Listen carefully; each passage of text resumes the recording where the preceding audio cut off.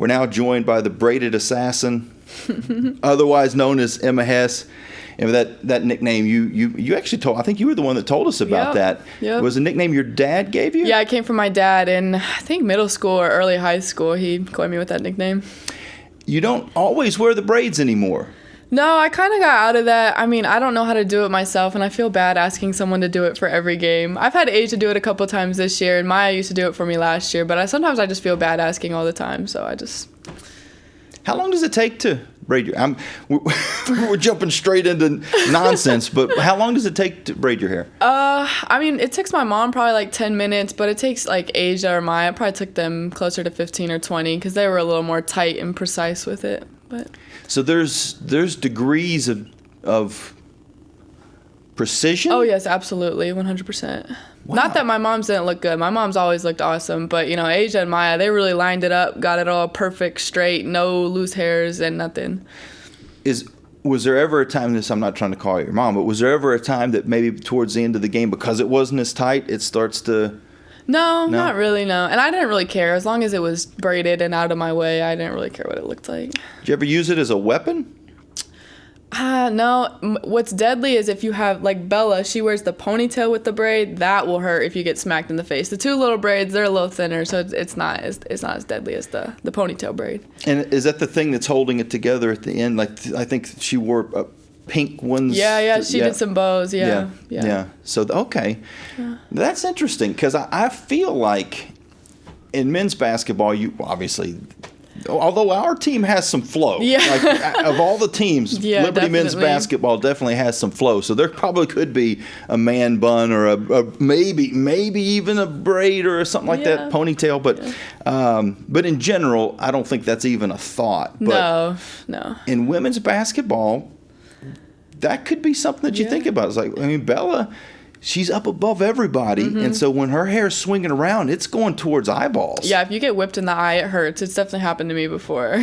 Okay, so that's a strategy. I think that could be, part of the game plan. Is like, all right, if you're coming off of a screen, or if you're setting the screen, make sure you turn your head, but against the screen, so you're not hitting your own player. Yeah. You wouldn't want to put your own player out.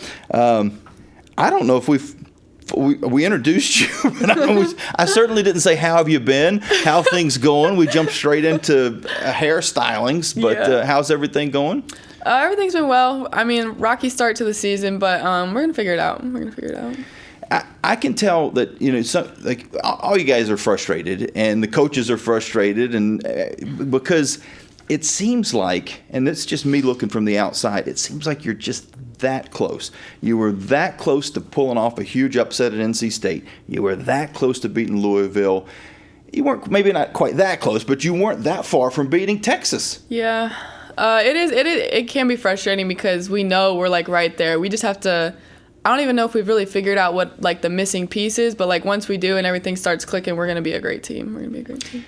What's the identity of this team? We talked about that last year as far as the bond and the identity and the culture over the last maybe 2 or 3 years previous to that, just kind of we're building, and then now you got a lot of new faces in that locker room. Yeah. I mean, we still have a good culture in the locker room, but it is hard just with so many new people, like getting to know everybody's personalities, how everybody fits in the team.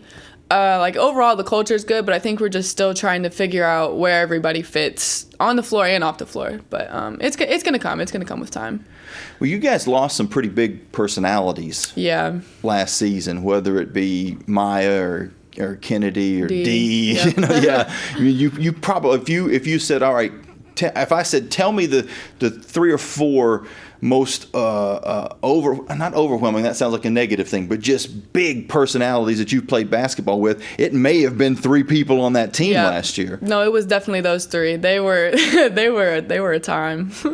So and that was off the court as much as on the court. Oh yeah. Who's taken over that kind of I keep using phrases that are going to sound negative, but the get in your face type in a huddle before the coaches jump in. Who's taken over that role? I think Bella's really stepped into that role. Me a little bit. Caroline's loud in practice. She's always got great positive energy. So I think the 3 of us, and Jordan Hodges too, probably bring the most energy to practicing games.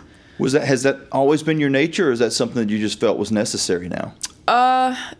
Something that I just felt was necessary. I was the same way in high school. Like my first 2 years, when you're a freshman, sophomore, you're just a little more quiet. You're learning. You still speak when you have input, but you're just a little bit more on like the learning side. But then once you step into like junior and senior year, it's more like, all right, now I got to step up. Now I got to start talking, step into those leadership roles more. I can't remember if we talked about this before, but do you have, I think we did, and I can't remember what you said. It's a bad memory. Do you have any coaching aspirations after your playing days are done? I think we did talk about this. I think I said I would, like if the opportunity presented itself, if I still wanted to be around basketball, I think it would be fun. Yeah. And so that's good then. I mean, the fact that even though maybe you hate losing good players, but graduation's going to happen, things are going to happen. But the fact that maybe now that you've had to step into that role, that some of that personality left the team and you've kind of, not enforced, but, you feel that it's a necessity, could help you if that became definitely. a goal later. It could definitely help me. In the game against NC State, I know ultimately you didn't get the win, and that's really all that matters. I was joking with Coach Green when you say moral victories to coaches, it makes them want to punch you because that's not something that they want to hear a team talk about. Hear the coach talking about and the team hearing it. But it does give you guys an indication that when you play the top teams in the country, you can stick with them. Yeah. I mean, this season I feel like we've really played to what our competition is. So, the Texas, the Louisville, the NC State, we bring that energy, we play up to their level. That's why we were so close in those games. But then some of the games like the Radfords, the NCANTs, the Towsons, we kind of played down a little bit and we didn't play like who we were. So I feel like we have to, like moving forward, we just have to play Liberty and play as us, and we'll be able to hang with anybody. In that NC State game, something cool did come out of it. You've got a forever highlight with the, we'll say it was probably what the court's 92 is, or 94, so that was a little bit, we'll say it was about 50 feet, probably 50, 55 feet, something like that. Somewhere around there. It was far. Yeah, okay. Do you have how good are you at math? Pretty good. Okay, so you're a math person. I'm not a math person. So the court's 94 feet. Yeah. But that's baseline to baseline. Yep. So the goal actually is what? It's probably like 4 feet out from the baseline, something like that. So now we're talking maybe 86 43 feet to half court. So that's probably like, it was probably a good 50, okay, 53, so I somewhere feel a in little there. bit better about myself. That was kind of what I think I said 55 on the broadcast, but that's probably close. Your momentum was kind of carrying you, so it depends on, the ball might have released at 50, but you started the shot at 55. It's all good. This was just a little bit of affirmation for me because I'm not a math person. That was do they still have CLEP tests? Do they still do that? I don't think so. Where you can kind of CLEP out or test out of a class. You take this coming into college? Yeah, they still do that. Yeah. Well, and I think back when I was in school, you could even do it in college. So I remember I got here for a semester. Oh, yeah. I looked at the status sheet. I saw that I was going to have to take 1 or 2 math classes. And I thought, you can do that. No, this is terrible. I was like, the chances of me testing out of this is probably slim. But for $50 or $100, but whatever it was to take the test, I was like, if somehow I did, it would be a major blessing. And I don't remember what the scale was, but let's say you had to get a 43 to pass the test, 43 out of 60 or whatever it was. Yeah. I got a 44, and you want to talk about, I wanted somebody to dump Gatorade on me. Like that was the biggest celebration of my college career was I don't have to take any more math for the rest of my life. That was big time. There was Krispy Kreme donuts after that for sure, definitely. So talk us through that final play because I think we overemphasize this sometimes about how important defense is, but if not for a Bella Smoot a block shot, that sequence doesn't even happen. Yeah, well, I think she blocked it, and then they got it back, the girl missed it. She got it back, shot it again. They got the rebound again. Like Bella blocked it, and it just came out, and I was like, it was bouncing out, and I was like, oh, let me just shoot it, and I threw it, and I said, in my head, I was like, oh, that might like hit the rim or something, and then it went in, and I was like, oh wow. It was perfect. Yeah, it banked right in. I was like, dang, that was kind of cool. You had just enough time. I mean, they went back and looked at it, but you got it like off. 0.3 seconds left. Yeah. It was perfect, yeah. That was definitely a storybook. I'm sure that's one of those highlights that you'll keep. I'll show that to my kids maybe. Exactly. That's what I was going to say. Yeah. Like 30 years from now when your kids are in high school and they're playing basketball and go, see what your mom did. If you can do this against the number 3 team in the country, then you can talk smack about what I'm cooking for dinner tonight. Yep. That's pretty cool. Do you see yourself as a basketball mom or a soccer mom eventually someday? I hope so. Yeah, I think if I have kids, they're definitely playing sports. They're not going to be sitting at home. I don't care. They might hate it as they start, but they're going to be playing sports. Maybe I didn't word that very well. When I think of soccer mom or basketball mom. Oh, you mean like I'm going to be over there with the snacks? Intense. Like you're going to be chirping at the referees. Yeah, no, that would definitely be me. 100%. You're going to be bringing the snack bags. Yeah. You're going to be there at every practice. I'm going to be locked in 100%. Yeah. Just don't give the coaches too much trouble, you know. Yeah. Or you might be the coach. I might coach my kids. My dad coached me when I was younger, but then as I got older, he was like, "Nah, you need a new you need a coach that's not me." So I think he coached all of us at one point when we were young, and then he let us go. I know when we were speaking about men's basketball, when I see Gabe playing, and like last night he had this just drive to the Tough basket. Bucket, yeah, I saw that. My goodness, there's no way there wasn't a foul there, but they didn't call it, and he still made it. And the look on his face, and then you look over, and Richie's pretty good about keeping his emotions in check, unless he's arguing with the referee. He's usually pretty even keel, but you can see just a little, it's like, oh yeah, that's my boy, No, that's really cool. Yeah, I'm sure that just adds just a little bit of extra pride whenever you're coaching your daughter or your son. Yeah. Emma, when you're not playing basketball, which I know this time of year is pretty rare, when you're not playing basketball and you're not in class, those two things probably take up, and sleep. Sleep, basketball, and classes probably take up about 95% of your day. But when you do get that 5% or you have an off day, what do you do to entertain yourself? Most of the time I just hang out with friends. On off days, I really honestly try not to leave the house most of the time because there's not a lot of time where I just get to like spend almost sitting and doing nothing. And I know that sounds unproductive, but like it's nice when you're going 6, 7, 8 days in a row to just like sit, chill, catch up on homework, catch up on laundry, whatever, maybe make a quick run to the grocery store, read a book, watch some TV, just really like be chill for a little bit. Relax. Yeah. Decompress. Yeah. I think people don't always do that enough. No, everybody always wants to be go, go, go, but sometimes it's nice to just take a day and relax. What music are you listening to? What TV show are you watching? What book are you reading when you're in those spots? Well, let me think. I just started a new Netflix show called Inventing Anna. That's really good. It's actually a true story, I think. But book, I'm about to start a new Stephen King book. I like the little scary mystery books. Yeah. How demented does that guy's brain have to be to have created as many stories as he has over the years? I haven't even read some of his most famous ones. I've only read a couple of his like smaller ones, honestly, but I'm hoping this next one is good. So it'll be fun. And I guess I wouldn't say that same thing if there was a comedian that's been a comedian for 40 years and has written jokes and funny stories. You'd go, oh, he's so talented. I wouldn't say what kind of a warped person is that. But when you have to just continue to just create things that are going to terrify other people, you got to be a little bit. There's got to be just a couple wires loose. Yeah, definitely. Something's off. But good for us. But it's good, yeah. Good as long as they can control it, we're good. That's right. Your family they travel well. We talk about teams that travel well and bowl games for football and stuff like that. And you go, oh, yeah. They love to put Georgia in a bowl. The bowls love Georgia because they travel so well. There'll be 30,000 fans there. Ohio State, up your way. But your family, you could describe them as traveling well also. You usually have a pretty good little entourage at every game. Oh, yeah, definitely. My grandparents, they live in South Carolina, so they're only about 4 hours from here. So they'll come to every home game and then every game that's in the area.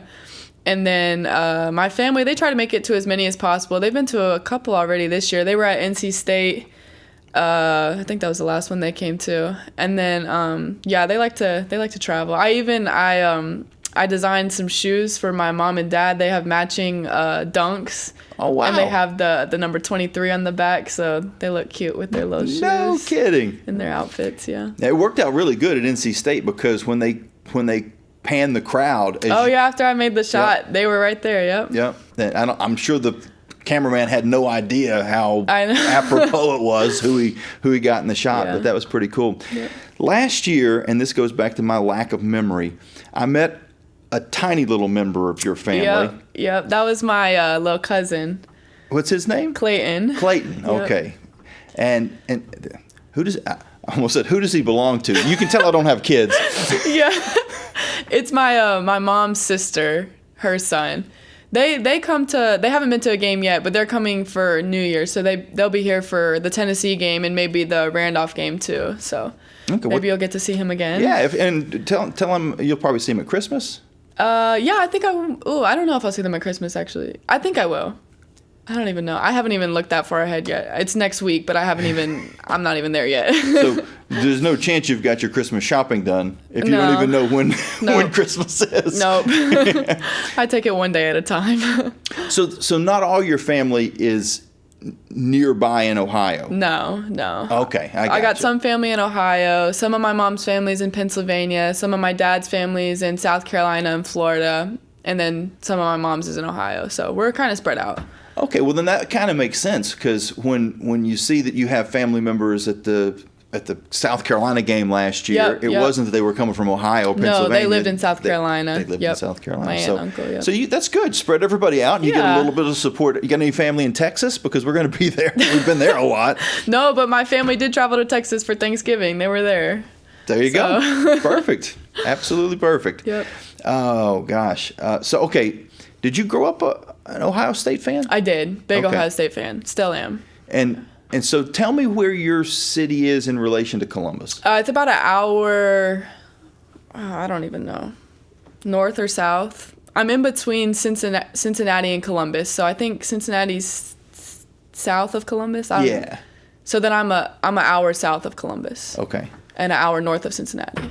Okay. Right in the middle. So you probably were Reds fans and Bengals fans. Not so much baseball, but Bengals, yeah. Bengals, Ohio State football, yeah. That's cool. Did you guys ever watch any hockey because they've got the team there too, the Blue Jackets? No hockey.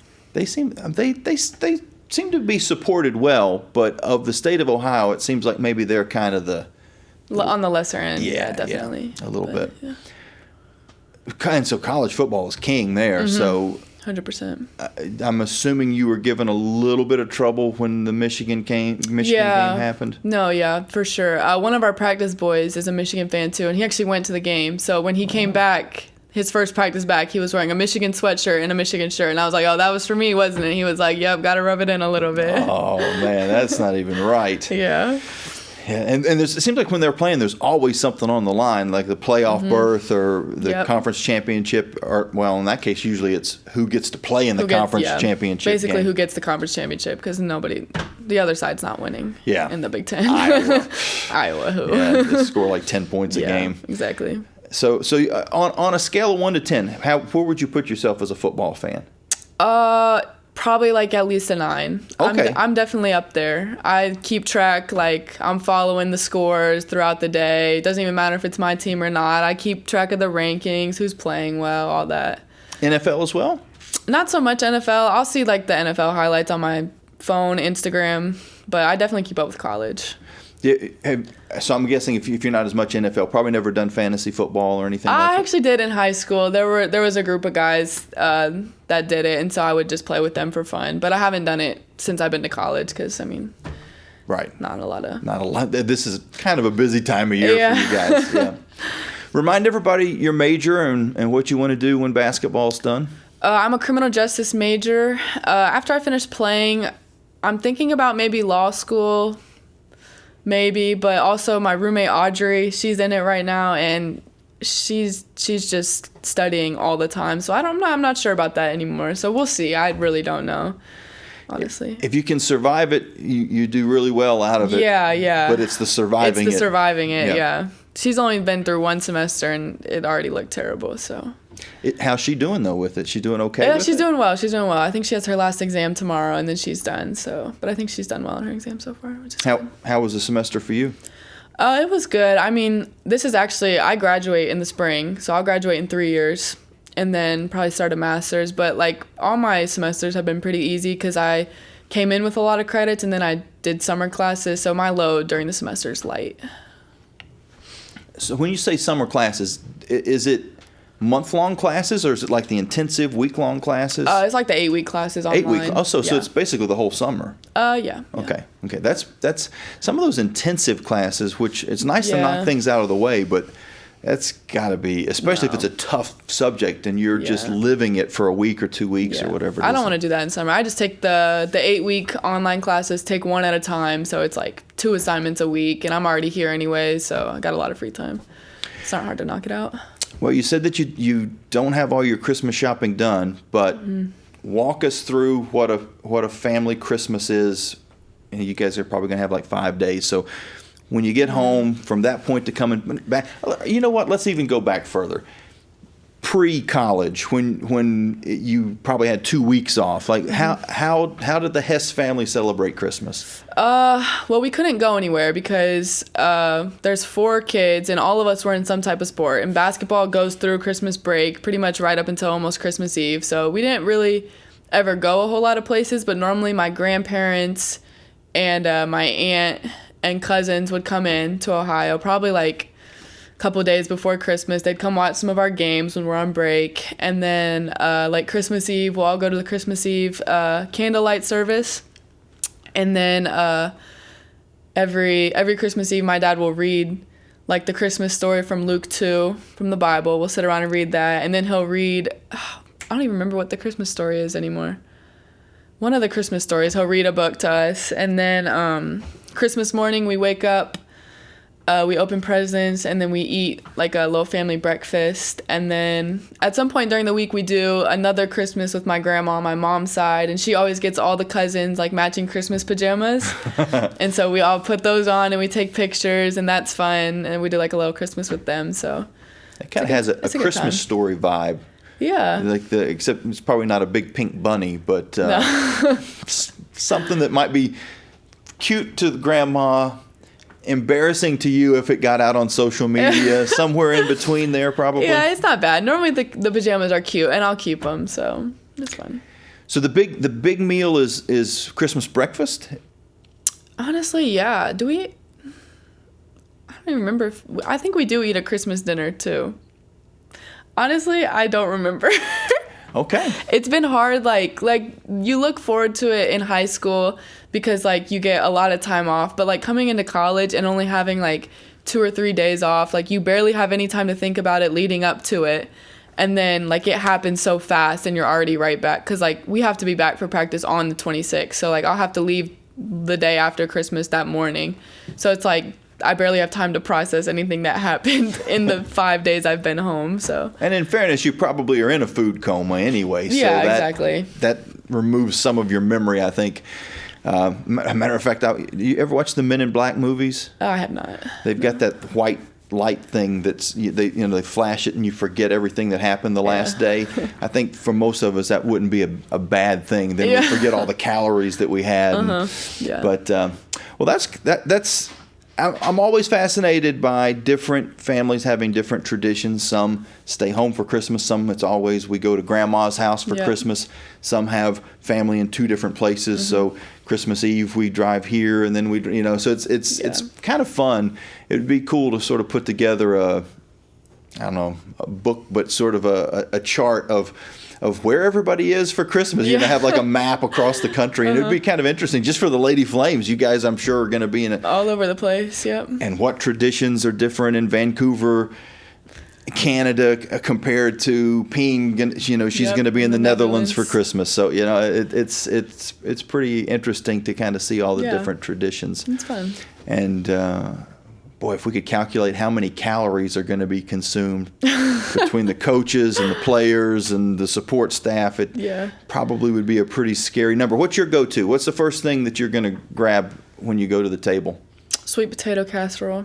Okay, so Every time. you and Coach Green are kind of in that same boat. Like that's. Oh, really? And I think Coach Sherrard maybe too. Like I put it to you this way: anytime there's ever a catered affair at Coach Green's house, it seems like there's going to be sweet potato casserole there. So I feel like that's probably his influence more than Denise's would be my guess. But yeah, so that's pretty good. I always, for some reason in my head, thought that sweet potato was sort of a Southern thing. Obviously, it's not because you guys are from up in Ohio, so it's a little more widespread than I thought. I guess, yeah. Yep. Do you guys have deviled eggs?